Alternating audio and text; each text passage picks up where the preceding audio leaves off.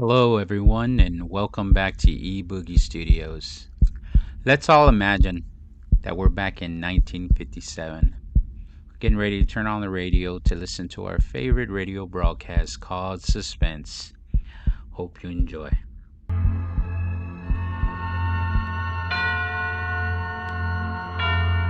Suspense. And the producer of radio's outstanding theater of thrills, the master of mystery and adventure, William N. Robeson. The story you are about to hear concerns a murderer and his accomplices. One of the accomplices is innocent because it is a blind, brainless phenomenon of which scientists know little except that it does exist. This accomplice is a freak of nature which lives high in the stratosphere, at altitudes sometimes too great for commercial airliners, but at altitudes less and less challenging to military jets. It is a narrow river of wind. Sometimes it dries up like a creek in summer, but at the flood, its velocity is incredible. It has been clocked at 200 miles per hour. And just as a river will add its own speed to the efforts of an oarsman stroking downstream, this torrent of air adds its velocity to an eastbound plane clever enough to find the current. This river of wind is called the jet stream. This is the story of how it sped a murderer from his crime. Listen then, as Frank Lovejoy stars in Jetstream, which begins in exactly 1 minute. Can you recognize this American symbol of heroism? It is a golden laurel wreath embroidered on a square of cloth, worn centered on the outside of the right uniform sleeve. Points of the laurel wreath up, with the lower edge of the insignia 4 inches above the end of the sleeve. This emblem represents the Meritorious Unit Commendation, awarded for outstanding service and exceptionally meritorious conduct in military operations against an armed enemy for a period of 6 months or more. The action cited must have occurred on or after January 1st, 1944. The campaign streamer for the Meritorious Unit Commendation is scarlet, with the name of the theater of operations embroidered in white. The Meritorious Unit Commendation may also be awarded to Allied nations' military units which have participated with us in joint action against an enemy. Those who aid our country in time of war are recognized and honored by a grateful nation. And now, Jetstream, starring Frank Lovejoy. A tale well calculated to keep you in suspense.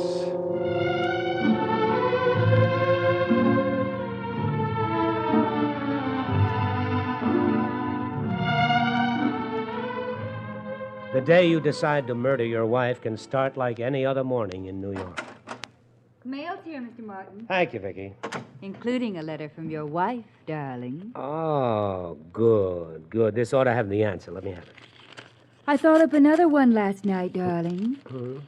Another way to murder her. Oh? All you have to do is sign out one of your jets from the Air National Guard and fly out to Los Angeles and strangle her. Be back the next morning and nobody'll ever know. Well, I'm afraid they're not that fast unless I caught the jet stream, and besides, the cops just might suspect me if they checked up and found my name on a flight plan. Oh, I figured that out. You sign out in Bud Lynch's name. I see. Well, where do I get a hold of his instrument card, his service number and such? He keeps his military stuff in his desk. Ah, and you have the key to every desk in the office. My, you have been thinking. Vicky, let's not play that game anymore. You're getting too good at it. Oh, look at this. What's the matter? Oh, no. What is it, John? She's finally going to do it. She's finally going to do it. What? She's going to phone Calloway. She not only won't consider a divorce, she's going to phone the boss. John, it was 15 years ago and you were acquitted. You said so.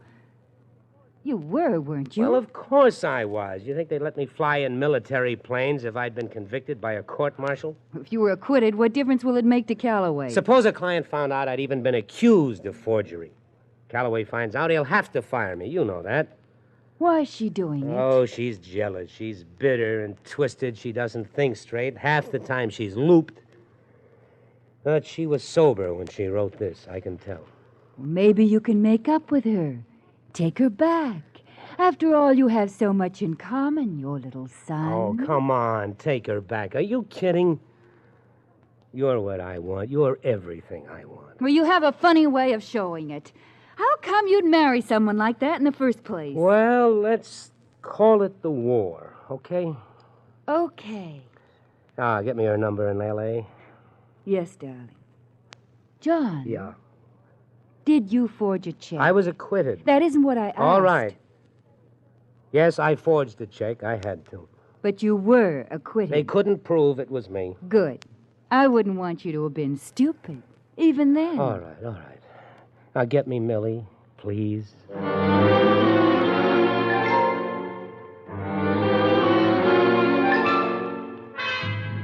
I opened the window and let in the sound of New York. The smell and feel of wealth and power was in the air. I'd come a long way from a two-bit copywriter's job in Los Angeles, and I wasn't going back. Hello, Millie. Oh, do you know what time it is out here? Yes, it's 7 a.m. in L.A. Now, look, Millie, I got your letter. Now, what do you want anyway? I'm sending you half my salary, more than half. I didn't ask for any more money. Well, what do you want? Listen, lover, I'm your wife. Remember, I'm tired of being out here alone with Timmy while you live it up back there with some cheap doll. Well, look, calling my boss is just going to lose me my job. That's your problem. I'm calling Calloway, and I'm calling him today, and I'm telling him all about your glorious Air Force career. You got that? Well, he's out of town. Then I'll call him tomorrow, and the next day, and the next day, and the day after that. You understand? You understand that?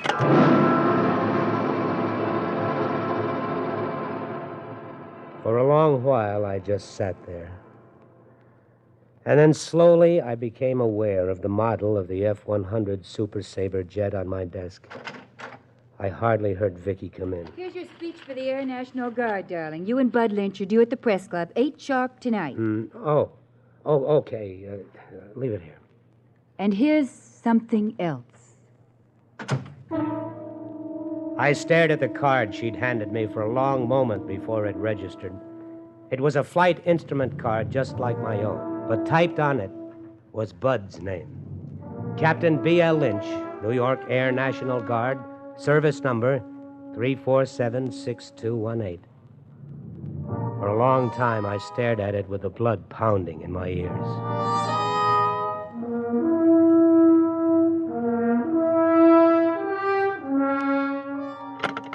Outside line, please.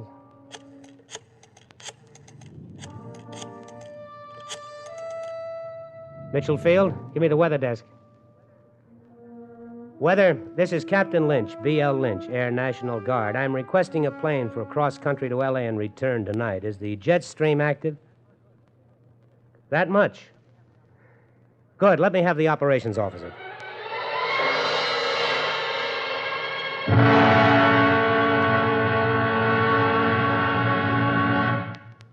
In a moment, we continue with the second act of Suspense.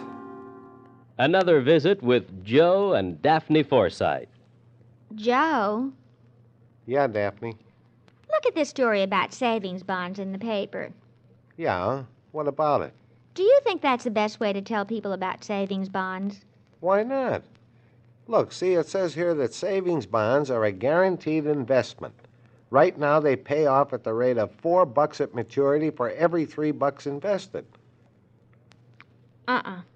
You're not convinced? Mm-mm. Why not? No salesmanship. No salesmanship. What more do you need to know? Why, right now, more than 8 million Americans are buying saving bonds regularly through the payroll savings plan. So? So what? That's what I say. So what? Now, look, Daphne, if millions of Americans are convinced that saving bonds are their best investment, not only financially, but for the future of their country, what the heck is bothering you? Well, I think they could sell a lot more with salesmanship. You know, slogans and jingles. Listen, if you're spending more and saving less, try a savings bond. Oh, boy. Or maybe savings bond pay good, like an investment should. Daphne. You get a lot to like in a savings bond. Interest, earnings guaranteed. Wow. Well, did I sell you? Yeah, but I forgot what it was you were selling. Savings bonds. I'll take 100. Oh, Joe. And now, starring Frank Lovejoy, Act Two of Jetstream.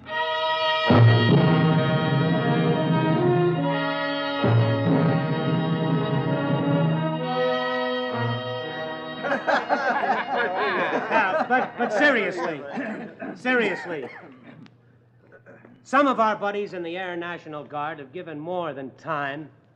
They've given their lives. From you of the New York press, we ask this. Understanding of the occasional loss of life inevitable when civilians fly high-speed aircraft, and recognition for the records we break, the milestones we pass, and the security we bring to our country. Oh, what a flag waver you are, John. Thank you, Bud. How'd the time come out? It's just 8:30. You came right out on the nose. How about a drink? No, I'll run along. I have some work to do at the house tonight. I had work to do. Not in my apartment, but at Mitchell Field, Long Island. I stood by my locker in my squadron's hangar and struggled into my G-suit. And when I took my helmet from the locker, I almost dropped it.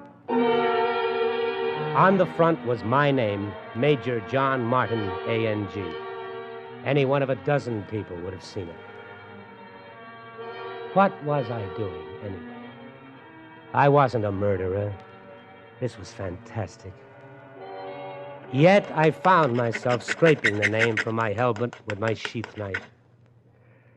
And then I went to operations. Yes? I'm Captain Lynch, B.L. Lynch. I called this afternoon for an F-100. Cross country to L.A. and return. Yes, Captain, she's on the line. Could I see your instrument card, please? There you are. Okay, Captain, have a good flight.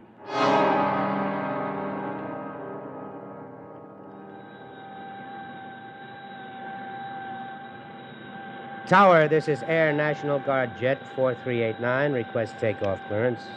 4389, cleared for takeoff. Roger.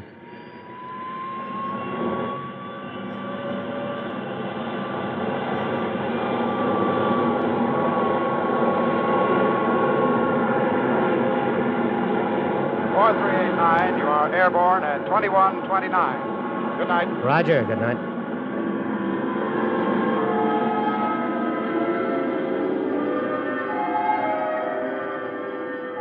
Off the ground at 2129. 9:29 p.m. New York time, 6:29 p.m. California time. Millie would be putting Timmy to bed, probably. Or does a 2-year-old put himself to bed? An hour ago, I'd been speaking to the New York Press Club. In a few hours, I'd be in California. The modern jet was incredible. Then I remembered what I was using it for, and I almost turned back. But I pulled the computer out of my knee pocket and began to navigate. 5 hours later, after a refueling stop at Albuquerque, a vast glow in the west took shape. The lights of Los Angeles. I looked at my watch. Not yet midnight on the coast. I'd made it on schedule. It still all depended on catching the jet stream going back. Going back after what? But now I had a landing to worry about, and then some fast talking to a refueling crew for the loan of a Jeep.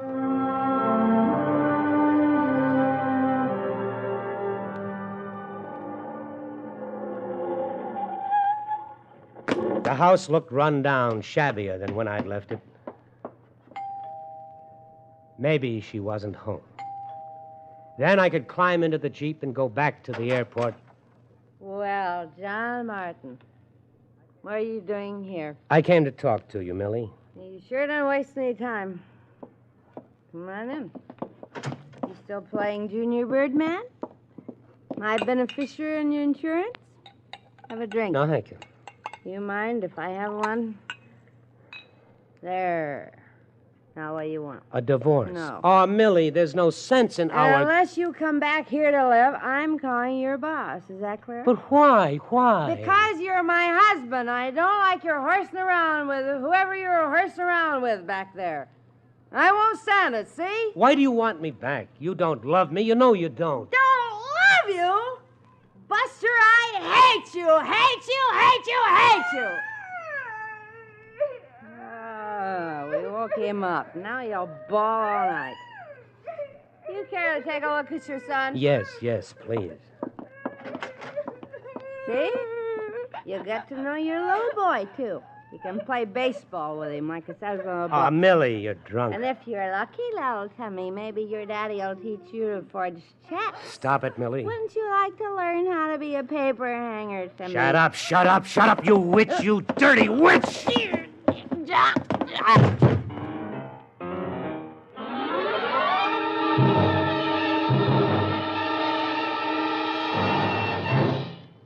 In just a moment, we continue with the third act of Suspense. We have, together, ample capacity and freedom to defend freedom. This is NATO, the North Atlantic Treaty Organization. NATO possesses a shield of well-equipped, highly trained land and sea forces, plus tactical air support and special units. The NATO shield extends from north of Norway to the eastern mountains of Anatolia in Asian Turkey. Complete disposition of forces is covered by a radar warning system, plus a perfected network of telecommunications, enabling the Supreme Commander to direct operations with extreme rapidity over a 2,000-mile front. The United States of America is a part of NATO. You should be aware of and alert to the programs and objectives of the North Atlantic Treaty Organization. And now, starring Frank Lovejoy, Act 3 of Jetstream.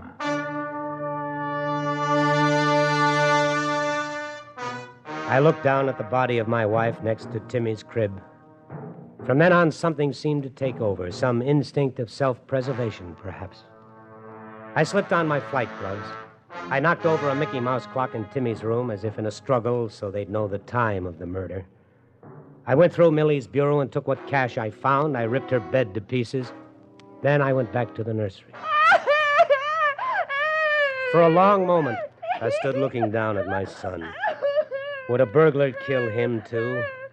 It would be easy if it would help confuse them. Mommy, I want my mommy. I suddenly was sick with shame. I turned and ran out of the house.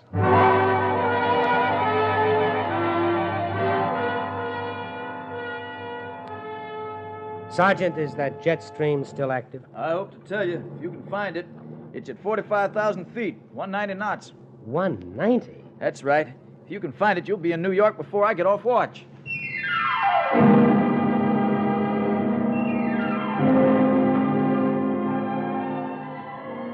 You can't feel the jet stream any more than you can see it or understand it, but you can tell when you're in it because all your navigational estimates are wrong.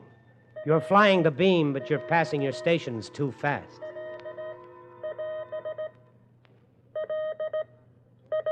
Las Vegas, so soon. And yet a radio range doesn't lie. I checked my computer. I was in the jet stream, all right. I was in a river of air that was giving me an additional 200 knots over the ground. Now, if I could just stay in it. Denver, Omni. I was already picking up Denver. Denver, Omni. Denver, Omni. Denver radio, this is Air National Guard Jet 4389, moving my Denver estimate up by 15 minutes. 4389. Did you say 15 minutes? Affirmative, Denver, 1515. Roger. Now, let me see. Denver to Omaha. I would be half an hour ahead of schedule at Omaha, 45 minutes ahead at Detroit, and 1 hour at New York. I knew now that I'd make it.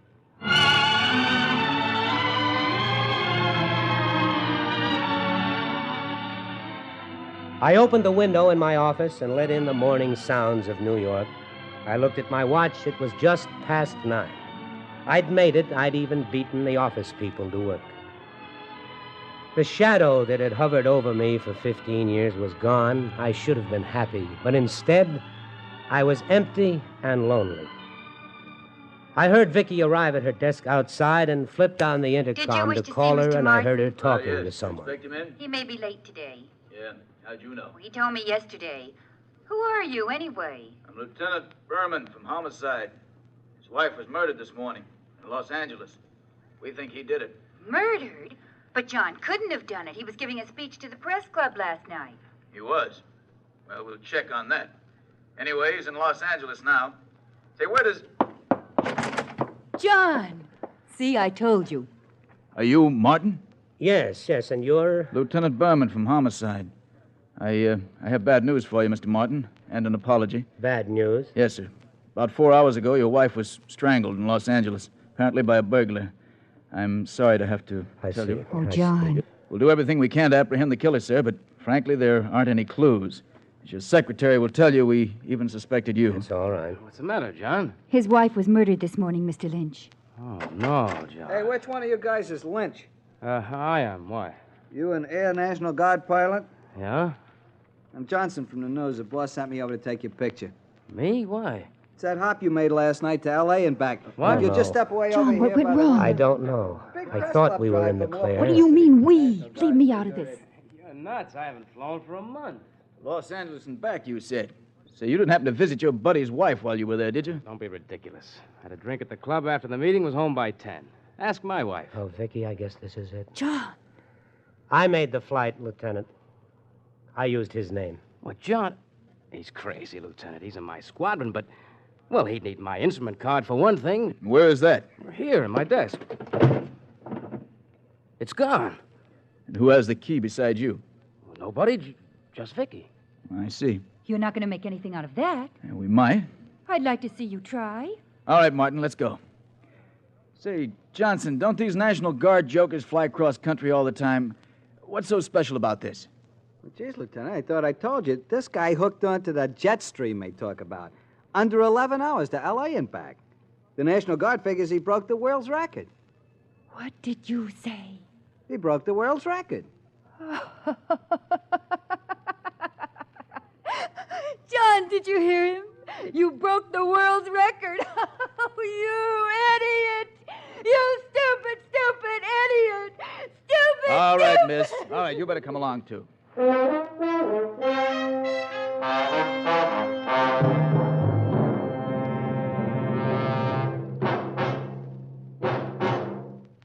Suspense, in which Frank Lovejoy starred in William N. Robeson's production of Jetstream by Michael Frost. Supporting Mr. Lovejoy in Jetstream were Alan Morgan, Virginia Gregg, James McCallion, Harry Bartell, Norm Alden, and Sam Pierce. Listen. Listen again next week when we return with another tale well calculated to keep you in suspense.